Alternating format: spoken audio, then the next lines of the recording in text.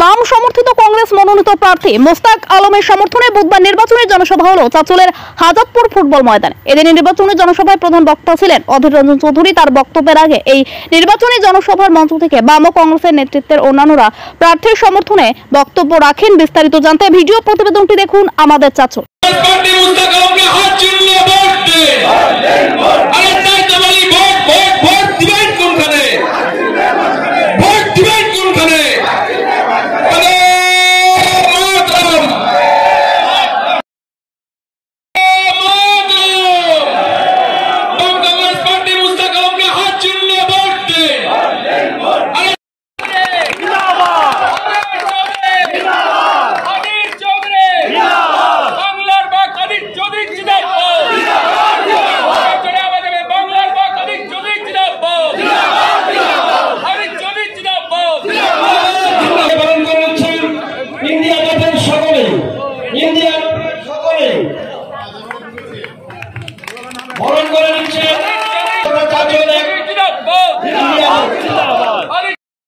জন্য এই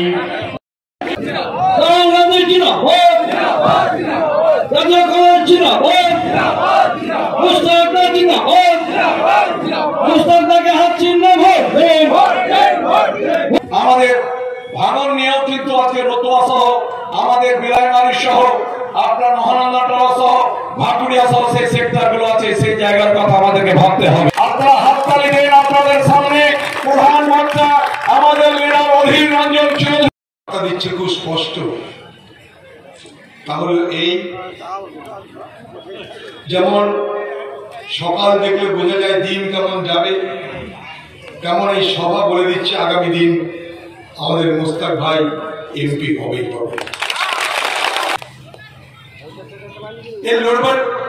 লড়নে वाला লোক আপনারা যেমন জানেন, আমিও জানি। এত মেহনত করছে, গলার জোর দেখেছে,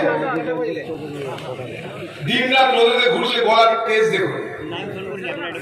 মোস্তাক ভাই যে কথাগুলো বলছে, এই কথাটা মোস্তাক ভাই মুখ থেকে আমরা পার্লামেন্টে শোনাবো মানুষকে।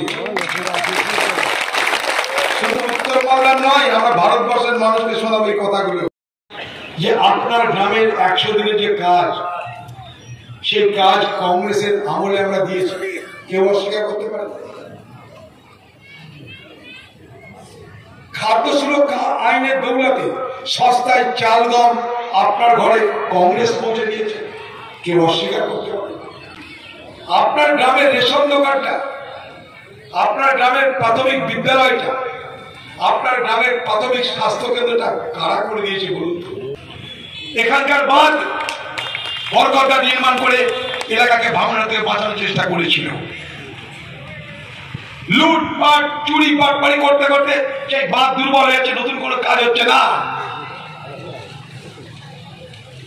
বিড়ি শ্রমিকদের বলা হয়েছিল 287 টাকা করে 1000 গ্রিন মজুরি দেবে, দেওয়া হচ্ছে না সরকার ঘোষণা করা সত্ত্বেও।